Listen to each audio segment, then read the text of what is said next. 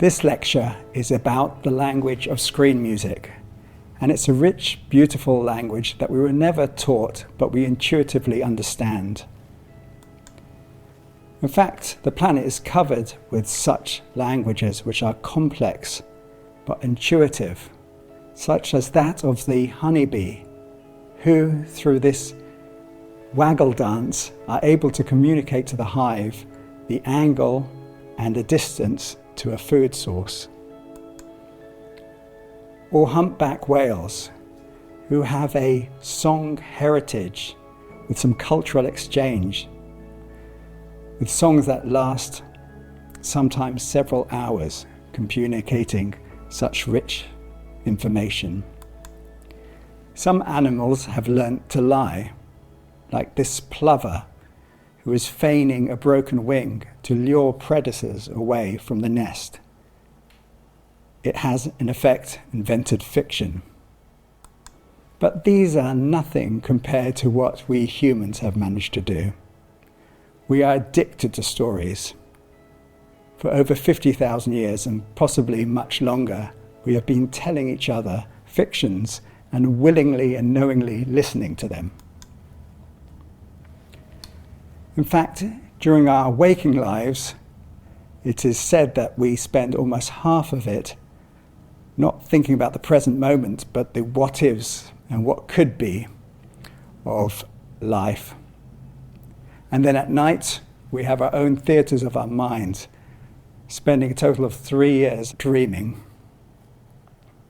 On top of that, we love fiction, and it's estimated that we will all spend about 6 continuous years listening to things that are made up. We spend much of our money and much of our time for stories. So much so that we come to these arenas, these rooms to dream. And perhaps the first was the ancient fireside, listening to stories by our peers, staring into those flames and seeing the shadows of imagined creatures. Then the next story veil was perhaps the curtain of the theatre, which opens into the story world. And that brings us here to our latest theatre of dreams, the cinema. And this screen behind me is the veil to this imagined world. In fact, what we have created behind the veil of the screen are little worlds with an almost godlike power. It is this fortune for storytellers that if we present a series of images in a row, the human mind connects them, creating motion and a sense of narrative. Here's some early examples from the 19th century, where a few frames we can understand something of the story here. Once we put together a few frames per second, not only can we recognize characters, but we can recognize the character of these people. That guy at the front looks like he's showing off a little bit. And this wonderful cut from 1895, at 16 frames per second, we see the people and even the animals rushing through. We see life. That allows us to capture spectacular events, tally-o, or ordinary moments, real people caught on camera, larking about. And I don't know about you, but when I look at these, you don't just see people, you see ourselves.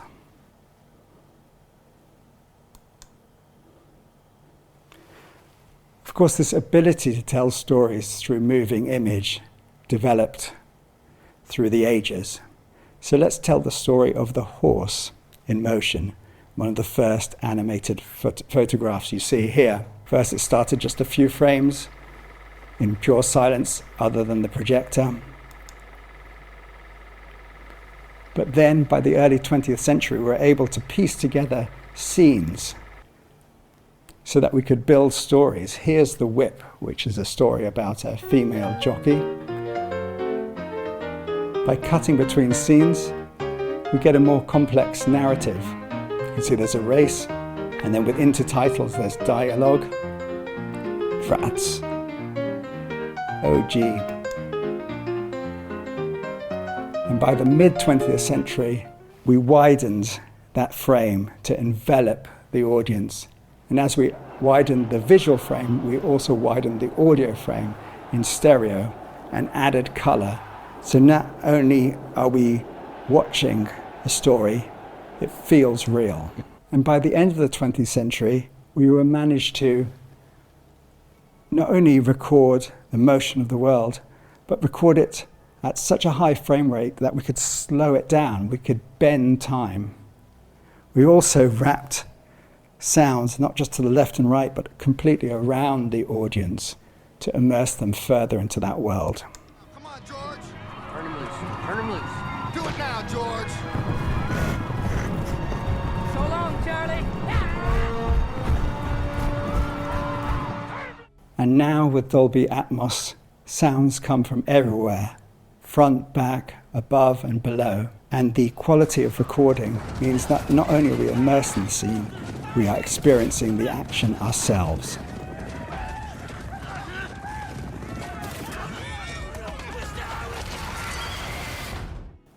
We've got to the stage where not only can we record the real world, but we can make it even more vibrant and dreamy, a hyper-real story world. So it's easy to forget that this is just a thin veil. It's just an artifice. This screen between reality and imagination.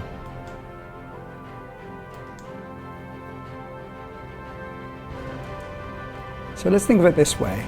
We're the audience and the story world is in this box, and the screen separates our reality from that imagination. We are looking into the story world, but what about the characters themselves? What do they see?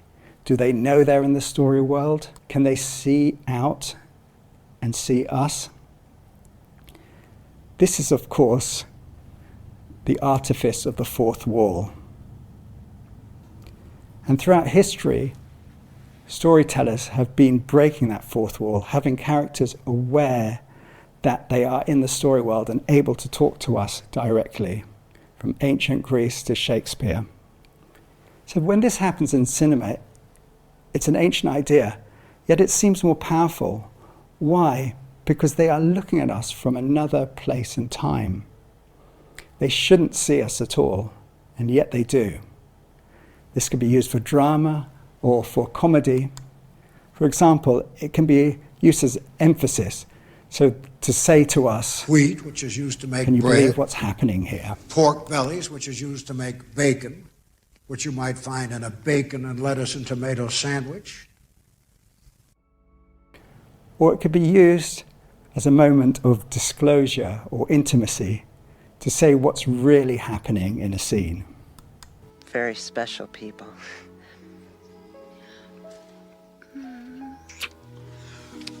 Call if you need us.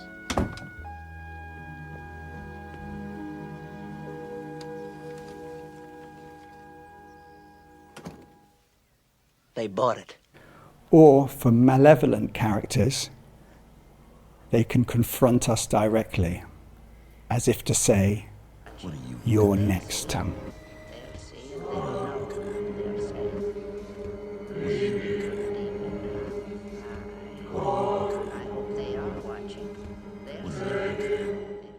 The filmmakers can talk to us as well, adding a commentary on life in general through this medium. Over here, second. Oh, Tell him. I heard what you were saying. You know nothing of my work. You mean my whole fallacy is wrong. How you ever got to teach a course in anything is totally amazing. Boy, if life were only like this. Or characters can suddenly become self-aware, a sort of meta-lucidity.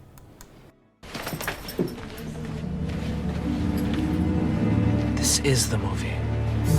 And with cinema, it sort of breaks the fourth wall by revealing the artifice of filmmaking.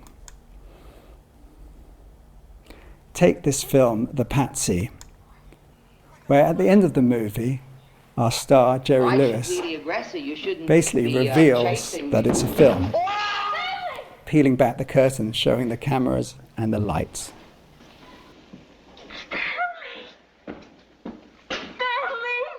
Aren't you overacting a little bit, Miss Berlin? Balance. It's a movie. See, I'm fine.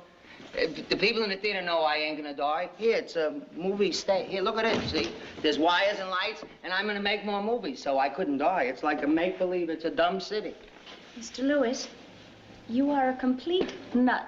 Which reminds me, I'm having nuts and whipped cream for lunch. Would you join me, please? Crew, that's lunch. 1 hour for the actors and 7 days for the technicians. It's a movie set, breaking once and for all. The ghost to have fun. Or in The Dead Don't Die, this scene where one of the characters reveals that they've read the script and so know what's going to happen. So what made you so fucking sure of that? You really want to know? Yes! I know because I've read the script. Read the script. All of it? Yeah, Jim gave me the whole script. He only gave me our scenes. At the end of Monty Python and the Holy Grail, we're robbed of a satisfying ending because the end battle scene gets interrupted by the police from our time, and we just go to this strange hold music as the entire film is disrupted.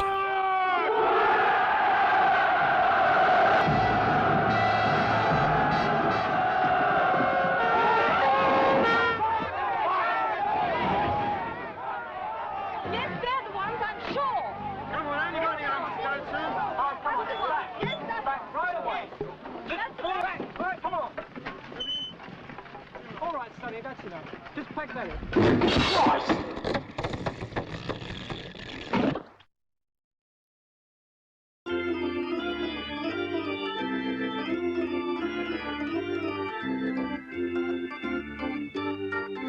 And that's how the movie ends.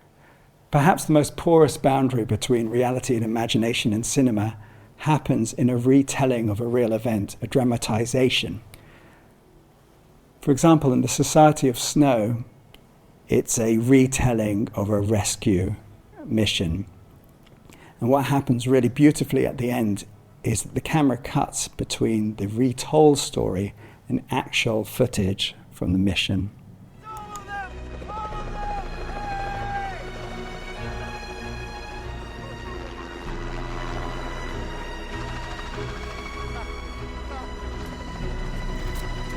Happens here.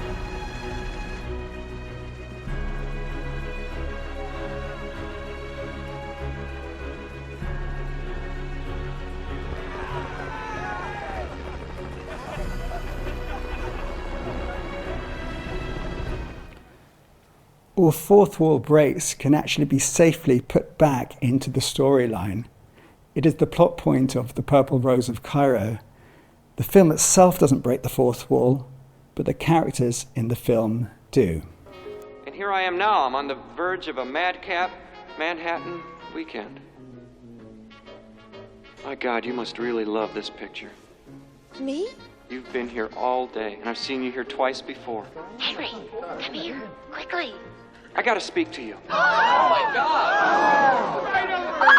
Listen, old sport, you're on the wrong side. Tom, get back here. We're in the middle of a story. I have a look around. Go on without me. You're in the movie. Wrong, Cecilia. I'm free. After 2,000 performances, the same knot routine, I'm free. Call Father Donnelly. Tom!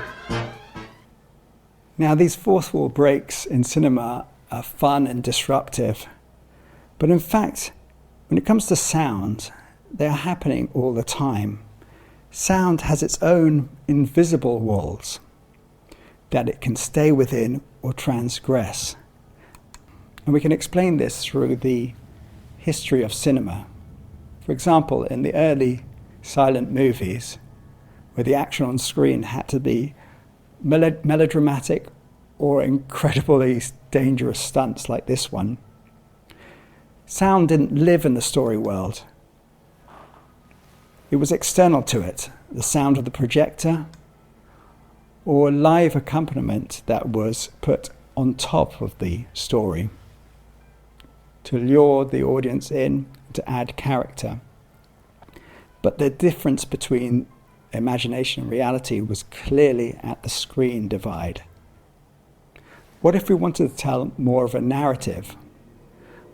Well, in that case, we could put dialogue not in audio, but in these intertitles, a sort of visual dialogue.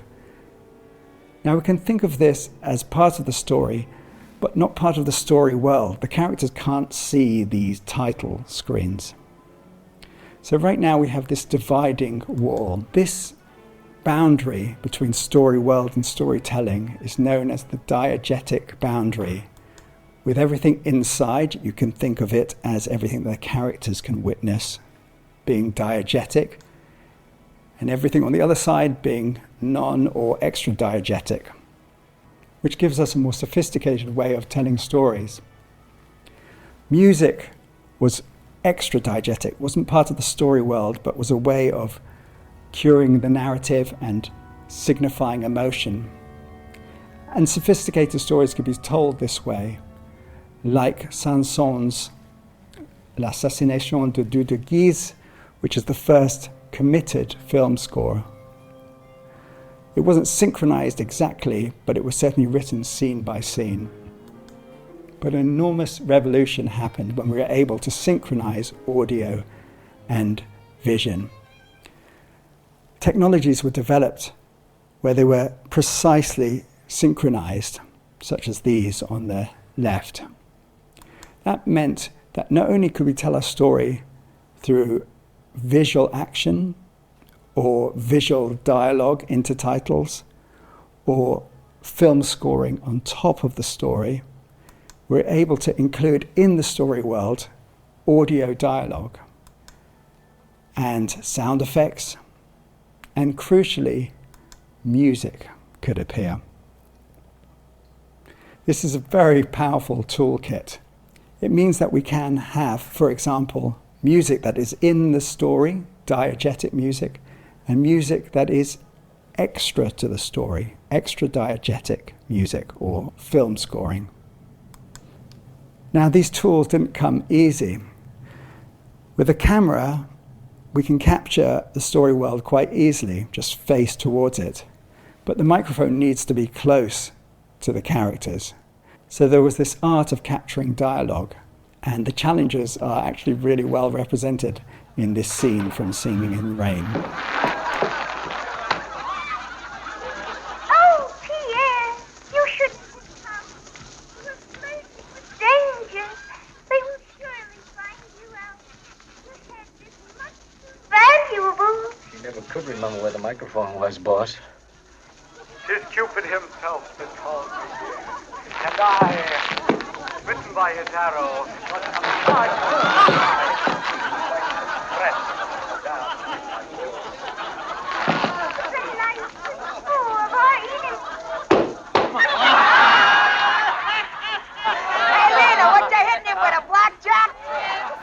Not only was it hard to capture dialogue, it was hard to write it also, because you couldn't just use the same sensibilities of silent movies where everything was overacted and you had titles.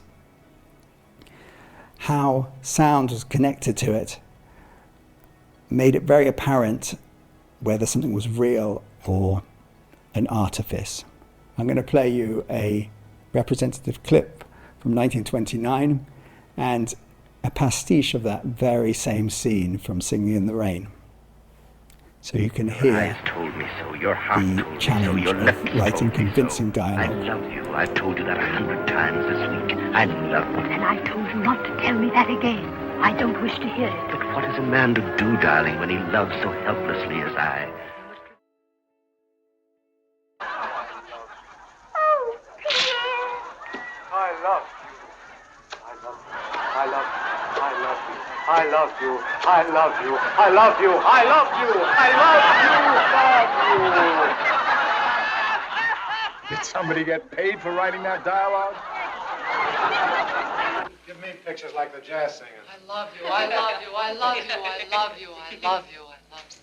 I liked it. So they mentioned the jazz singer there, which was the first talkie. So it had all of these tools at its disposal. You can see it in this diagram here, these 4 quadrants. We can have the video and the audio world, and we can also have the diegetic and the extra-diegetic, the line between story world and storytelling. And this short scene uses 4 of those quadrants. It has music that's on top of the story and music that is in the story. It has intertitles and it also has dialogue. Now, I'll warn you that this film is problematic for a number of reasons, including the acting here, where the editing is really long. There's lots of long shots on expressive responses, which feels a little clunky now. But you'll see how these tools are employed. Listen, I'm going to sing this like I will if I go on the stage, with this show. I'm going to sing it jazzy. Now get this. Blue sky, smiling at me, me. Nothing but little blue sky. Do I see? Do. Bluebird, singing a song. Nothing but little bluebird all day long. You like that slapping business? Never saw the sun shining so bright. Never saw things going so right. Noticing the days hurrying by. When you're in love, oh, don't they fly? Blue days, all of them gone. Nothing but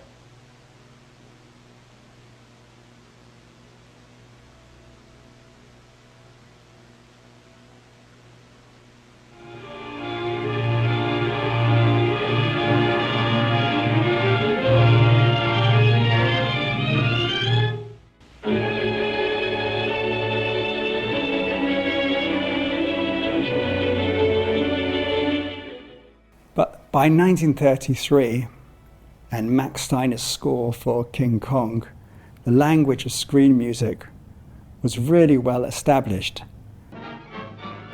A lot of the vocabulary that we use today.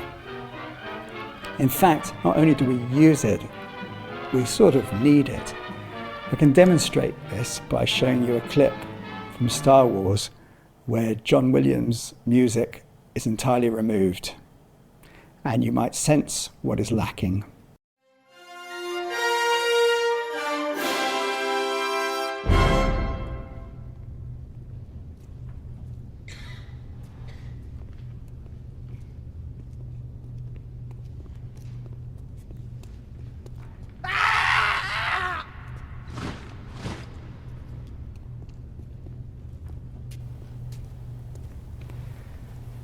This language of screen music has been codified by film theorists, notably Gorman's rules, which I put here. Rather than explain them all to you, I'm just going to give you a sense of them using these sorts of terms so that we can understand the power that screen music has over us. First of all, screen music allows us to be placed in a particular time, geography, and cultural context. It can even identify characters, not just with a song or a motif, but even just a simple harmonic object. So you'll see 3 here, and they probably mean nothing to you when you look at them like this, but when you hear them, you will understand their context. For example, E minor major 9,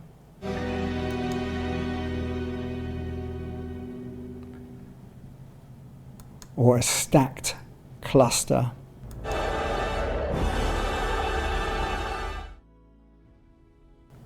or 2 major triads, a tritone away from each other. Immediately they give us 60s spy, horror movie, and sci-fi, just in this one moment.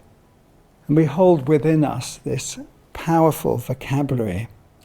For example, we can bring up any emotion just by changing a series of musical parameters, from triumphant and heroic to sad and depressing.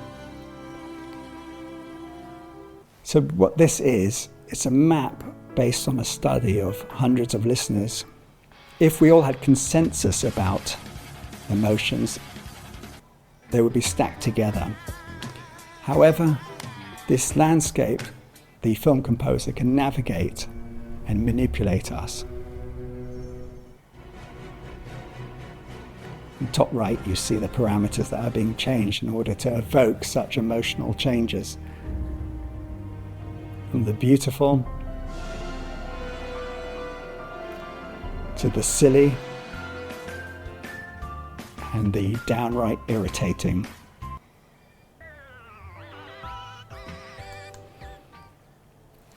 But it doesn't mean that a storyteller has to use the correct emotion for a scene.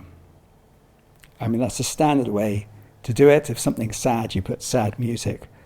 But it's also possible to treat film scoring as a sort of commentary, a more sophisticated layer, such as in the scene from Good Morning Vietnam, where Louis Armstrong's lyrical music is played on top as a sort of counterpoint.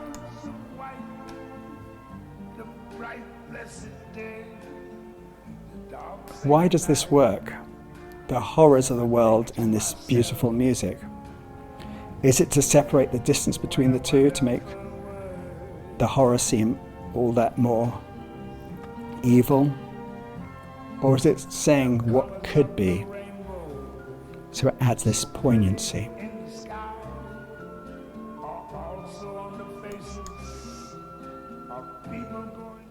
Music in film is often subliminal. It creeps up on us and colours the scene without us even knowing it. So we're manipulated into feeling a certain way without even knowing it, as is happening now. It also helps bind scenes together. It makes the cuts between visual scenes feel softer and also connects them together thematically and imparts a sense of time, temporality that's passing along. So take this scene here. What is it saying? Well, you can hear that it's gentle jazz music, so it's kind of free, but it's only oscillating between a couple of chords and one motif. So there's this sense of gentle human growth that's happening here, which is exactly the narrative message of the scene from The Bear.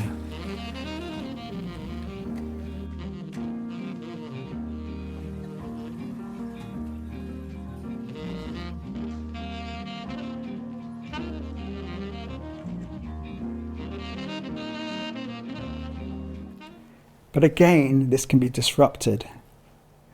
We can break that soft feeling of continuity in order to tell stories. For example, the theme tune from Better Call Saul cuts off just as it's about to resolve with a really strange edit. Why do they do this? Well, I suggest it sort of hints at the non-linearity and the strange left field storytelling inherent in the series. As if it's a story like no other.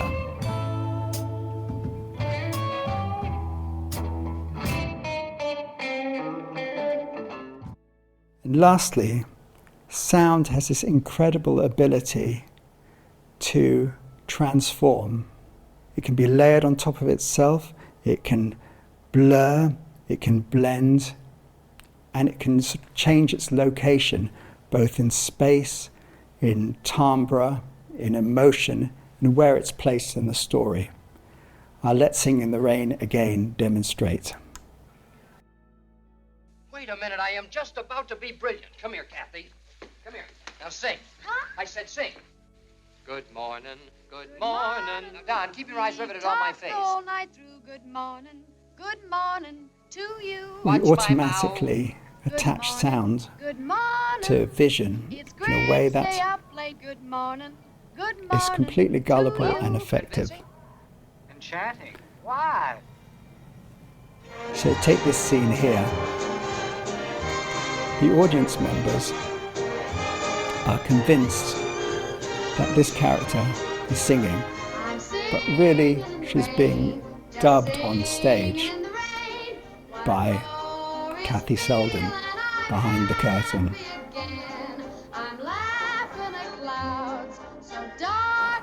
So Kathy Selden is dubbing for Lena Lamont in the story world. However, just to make the point really clear, in the real world,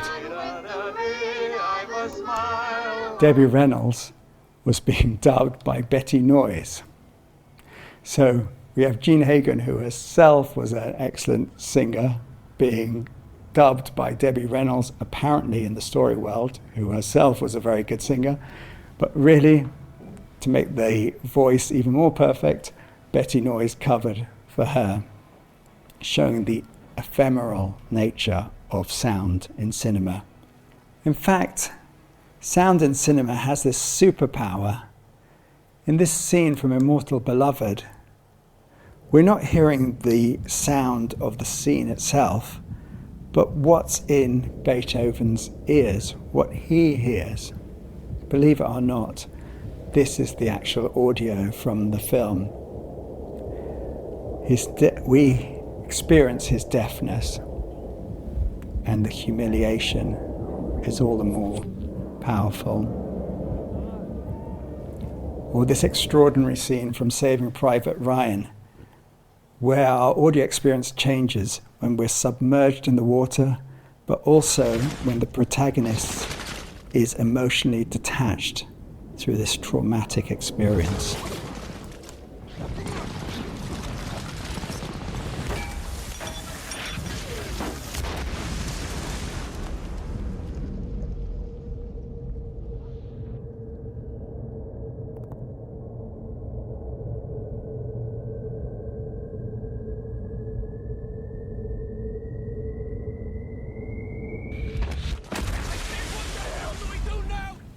We can even hear sounds that are imagined inside our characters' minds, such as this scene from Psycho, where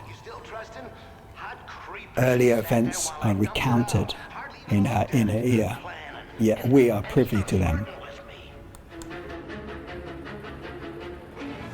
In a more entertaining way from the IT crowd, when the sound of zoning out is heard within the character's ear. I'm just working on a very simple piece of programming code.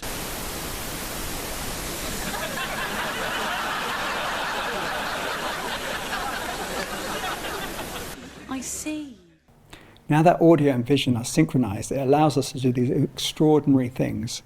For example, in Psycho, everyone remembers a lot more knife cuts than are actually shown or heard. And that's because Bernard Herrmann's film scoring of the strings are linked to the action of stabbing. And so we feel those musical stabs without being shown them.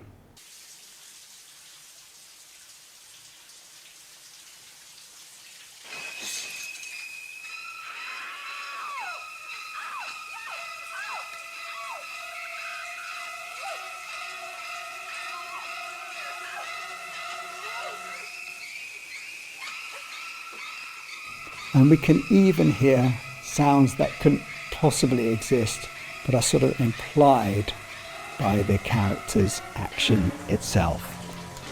So with this mercurial nature of sound, this means that sound can move between these parts of the story box, between the story world and storytelling. Remember this diegetic boundary which separates the two, which means that we can have music that's in the story itself or music that's part of the storytelling. But because sound has this mercurial nature, it can morph and blend between these two, between diegetic and extra-diegetic music, dissolving those walls and creating what might be called cross-diegetic music. And this strange in-between zone is known as the fantastical gap.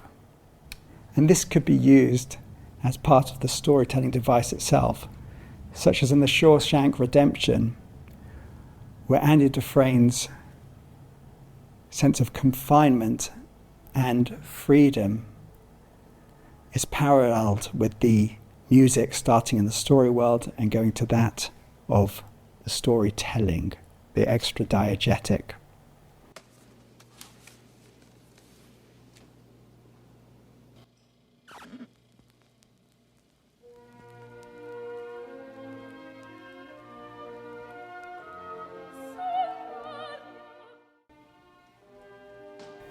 He makes it louder in the story world, and it bleeds into that of storytelling. And this is oscillation between the two. It wants to be confined. Rain? Rain? Andy, let me out. Andy? Andy? I have no idea to this day what those two Italian ladies were singing about. Truth is, I don't want to know.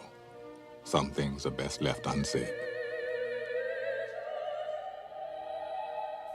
I like to think they were singing about something so beautiful it can't be expressed in words, and makes your heart ache because of it. I tell you, those voices soared, higher and farther than anybody in a great place dares to dream. It was like some beautiful bird flapped into our drab little cage and made those walls dissolve away. And for the briefest of moments, every last man at Shawshank felt free. It pissed the warden off something awful. Open the door. Open it up! Now he chooses between confinement or freedom. Door. Turn that off!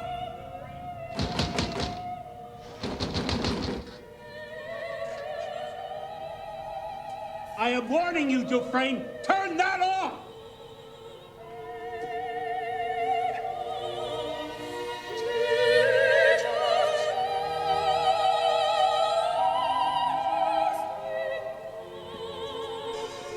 Rain. You're mine now. And it makes this line all the more poignant. You can even cross that boundary in a silly way, such as the beginning of Blazing Saddles, where we start with what sounds like thematic music, albeit very unlikely one, being Count Basie for a Western. But then it's revealed that that music is in fact diegetic, being played by Count Basie himself and his orchestra. It's just so ridiculous, both the style of music there and that they'll be there in the desert in all their garb.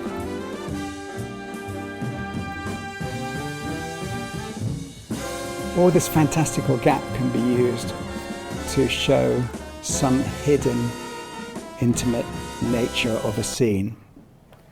In Elf, Buddy the Elf hears his co-worker, Jovi, singing in the shower, and is drawn in by her beautiful voice and starts, unbeknownst to her, singing along.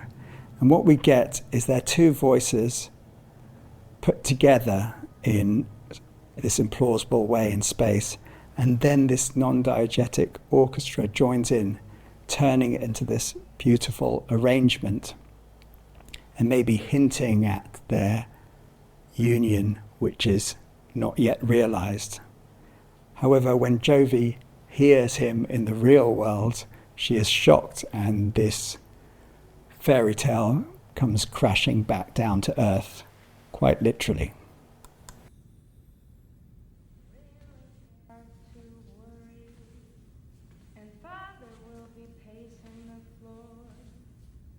So really I'd better scurry.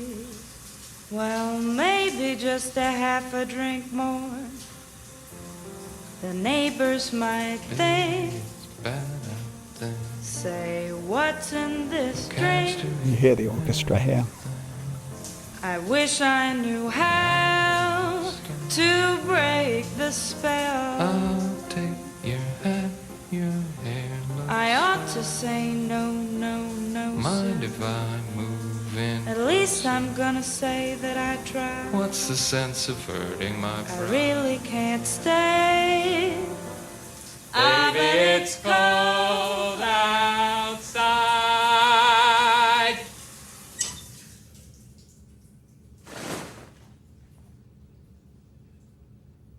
Get out! Don't look at me! Get out! There are other storytelling devices that use the fantastical gap. For example, in this scene from Baby Driver, where our protagonist is listening to headphones whilst conducting a getaway drive from a bank heist. Now, we shouldn't really be able to hear the music because it's in his ears, but imagine it's sort of in the world itself because he's hearing it.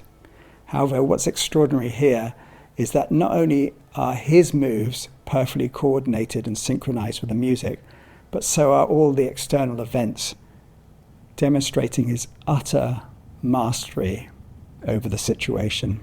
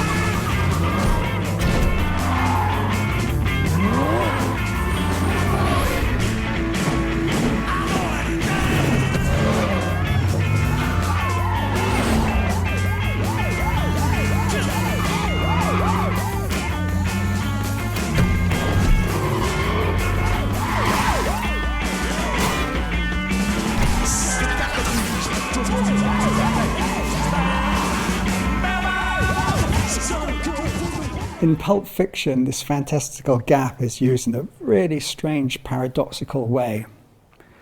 The film starts with this restaurant robbery, and then the main Pulp Fiction theme comes in, Miserloo. Everybody be cool, this is a robbery! Any of you fucking pricks move! And I'll execute every motherfucking last one of you! So there's theme one. Then we have these credits that occur. So this is theme music in the standard way.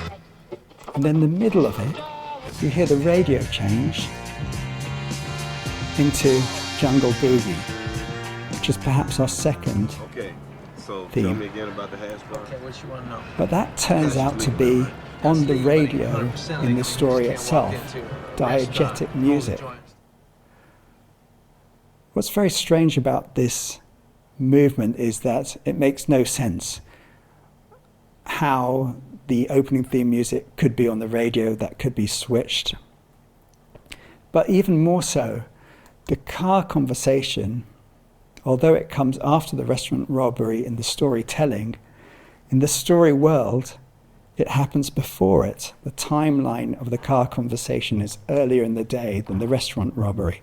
So we have this strange loop that occurs through this fantastical gap. This fantastical gap is an avenue for the meta again.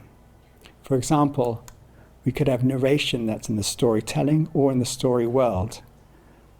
And in Stranger Than Fiction, our character starts hearing the narration. The same way he always did. It's almost like Wizard of Oz, where the curtain is revealed, showing the artifice of the storytelling.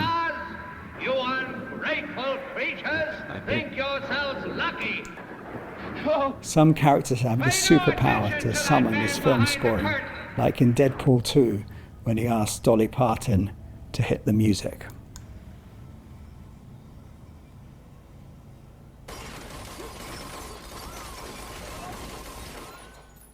Hit it, Dolly.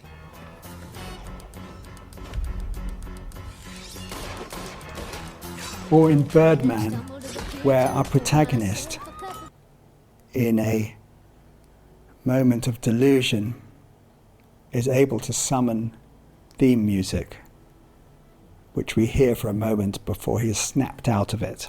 You should be careful. Sorry, can't talk. Late. Music.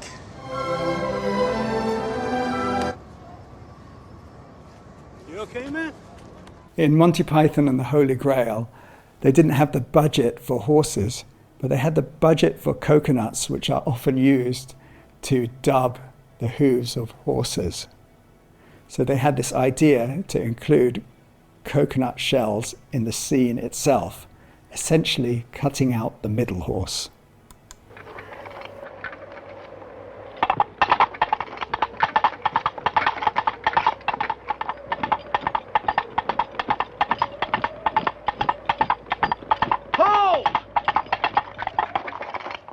There. It is I, Arthur, son of Uther Pendragon from the castle of Camelot, king of the... And if we're saying that there's a difference between music that's in the story and music that is in the storytelling, it means that there must be a special quality to film scoring in the story. And we can in fact demonstrate this with a cartoon from 1941, which is a cartoon in which Porky the Pig creates a cartoon. So what we get to hear is cartoon music that starts our cartoon proper, and then cartoon music within it. So here's the opening, first level cartoon music.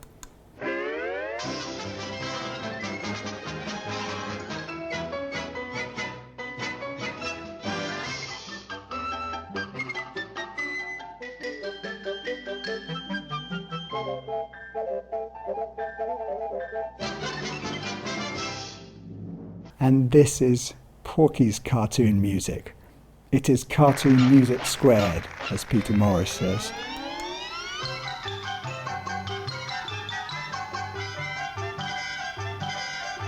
More cartoony than cartoon music.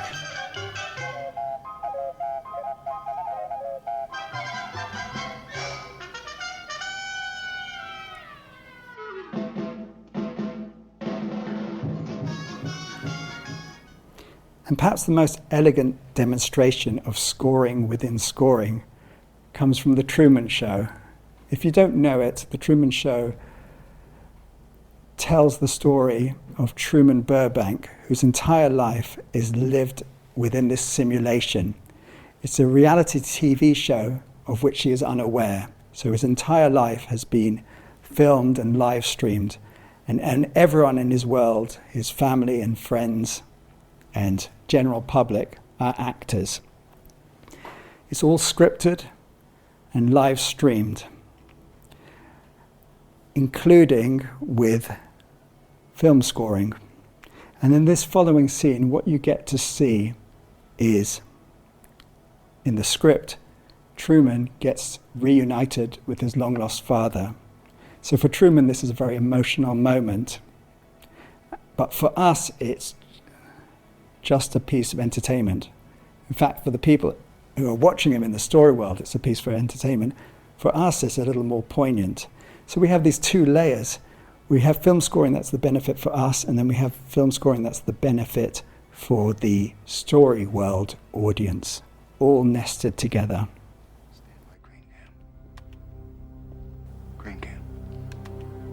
And they interweave in a magical, strange way. Button cam 3.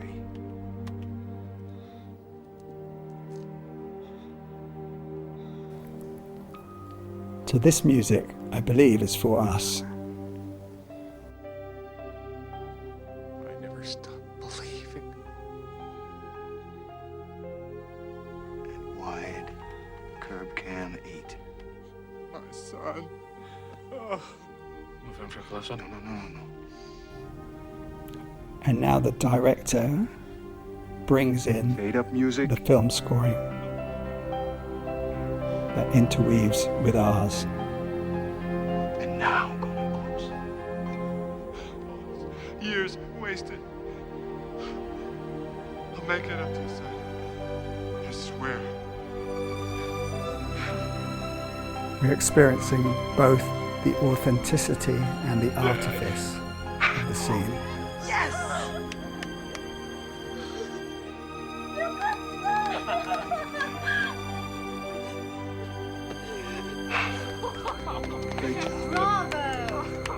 As the scene ends, we're left with a darker film scoring Quiet down. Concentrate. Great television. as the sadness of the situation is represented.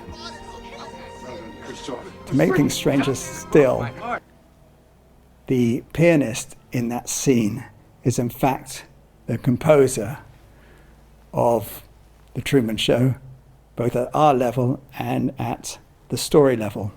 So he is acting himself twice. How do we represent this? Well, what we have is basically this story box with Truman in that world and this diegetic boundary at its fourth wall, and this strange music that's connected between the two. And if you entertain simulation theory at all, you can imagine that we are being live film scored at a higher level. Technology, of course, continues to evolve. Video games require a film scoring that is adaptive to our behavior. And it even allows us to engage with music in a more free way, like walking around its acoustic environment and even singing along.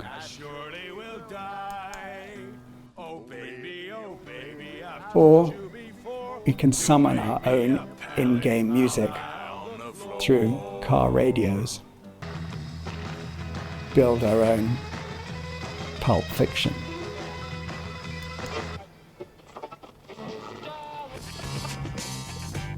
Or making the music yourself, making the score is the game, like Guitar Hero, where if we don't play it right, we don't get the right film score.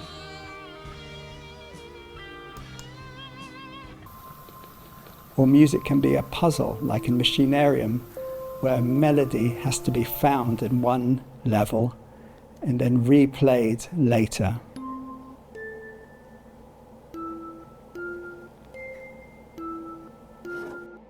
Now with VR, the physical screen seems to dissolve yet further. We're not only watching a story world, but we're in it with these very convincing demos. Even allows us to revisit real-life events. This is a recreation of the Titanic, so you can explore its decks and even be a part of its final few hours. Perhaps even change the course of history.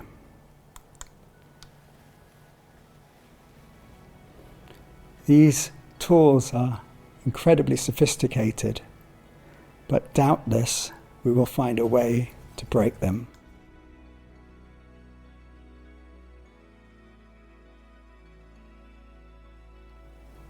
And with the pieces, build countless more stories. Thank you so much. Thank you. Thank you. Thank you. Oh, thank you so much.